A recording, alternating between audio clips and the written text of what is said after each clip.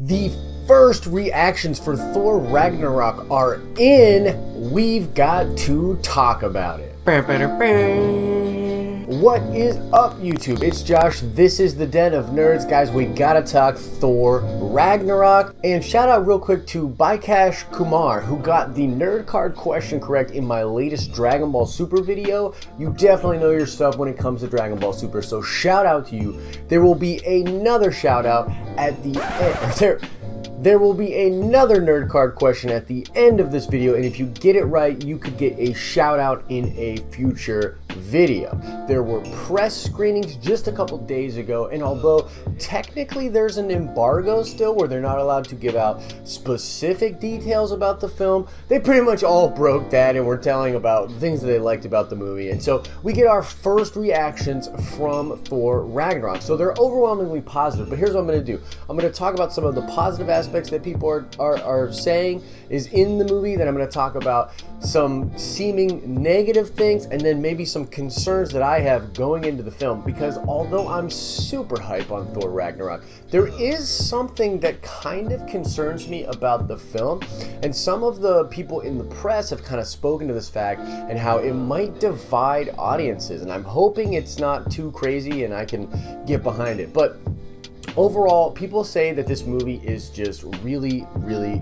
good. They consider it just a good popcorn ride. They say it's really funny. There's an emphasis on the humor, and we've seen this in the trailers. It's no surprise. There's going to be a lot of humor. Taika Waititi actually did a lot of ad-libbing and sort of free-form, you know, kind of directing with the different scenes, so the actors really had the freedom to go where they wanted to go, which created, I think, a really humorous place. People said that Chris Hemsworth literally goes full out comedian, and that you'll walk out of Thor Ragnarok with him being your favorite adventure. People really speak highly of Tessa Thompson's character. They say that Cate Blanchett steals the show, that Jeff Goldblum is amazing, and that there are some really, really nice cameos, some of which are incredibly surprising.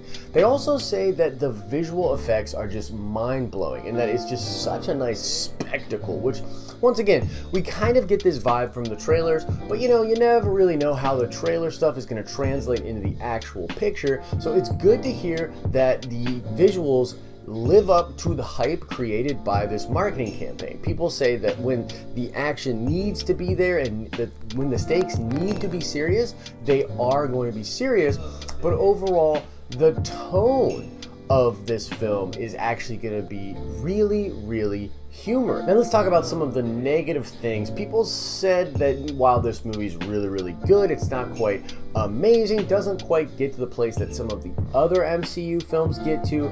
There's also apparently some problems with the first act. A couple of different critics were saying that the first act sort of has some issues with it, but overall, nothing that really concerns me too much.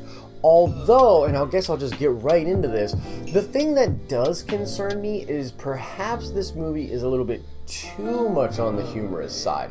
People are saying that that is going to be the thing that really divides fans. It's kind of so funny that if you were expecting more serious stakes, maybe more of a build-up towards Infinity War, and maybe more of that kind of a film, you're really not going to get it. This isn't Winter Soldier. It's not trying to be. It's going to be very funny. Now, look, for me, that's a little bit concerning because the last MCU film that came out besides Spider-Man Homecoming was Guardians of the Galaxy Volume 2, and although it's, you know, really well-received film, it did pretty well, I actually did not like Guardians of the Galaxy 2, like, at all. And this is just one of those examples where, you know, we're all allowed to have our own opinions, we're all allowed to think the way we want to about different films, but I was really turned off by the rapid-fire jokes that were in Guardians of the Galaxy 2. It was concerning for me. I wanted a little bit more serious moments, I wanted some more stakes, and I just felt like the movie didn't really take itself too seriously, and to a bad degree. So if Thor Ragnarok kind of becomes that, I don't know. Like, you know, I'd hate to say that I would be maybe in the minority and not like it, and it's maybe not even about me, really, right? It's not about if just I personally like it, but I'm hoping that it's balanced a little bit better than Guardians of the Galaxy 2 was, because this is, you know, the third Thor movie. People are saying it's the best. I know a lot of people did not like Thor the Dark World. I actually did. I actually liked Thor the Dark World. I thought some of the things it did with mythology, the build-up, some of the things it did with characters are really, really great. So if we can get some of that, you know, with a lot of humor and a lot of adventure, that's totally fine. You know, it doesn't need to be high stakes. I mean, they've got plenty of high stakes coming with Black Panther and with Infinity War, so perhaps this is going to be okay, but man, if it's just feeling a little too Disneyfied for me, it might be a turnoff. I just have to be honest. I'm slightly concerned because of some of the things that I've heard from press, but overall, guys, very, very positive stuff for Thor Ragnarok. I'm looking forward to it. I'm sure you are as well. Let me know in the comment section. Is there anything within what press has said, whether either on Twitter or on different websites, that I missed? Are you concerned? Are you really, really excited? Let me know. Would love to have a conversation with you about Thor Ragnarok in the comment section. All right, let's check that nerd card really quickly. It's going to be Thor related. I want to know, what is the name of the realm that Hela is ruler of? Now, this more comes from the comics. We don't necessarily know if this is exactly how they'll do it in the MCU, but there is a realm, just like Midgard and Asgard, that she is in charge of. So what's the realm that Hela rules in the comics? Answer that question in the comment section below. As I always say, I hope you are having an awesome and nerdy day. See ya!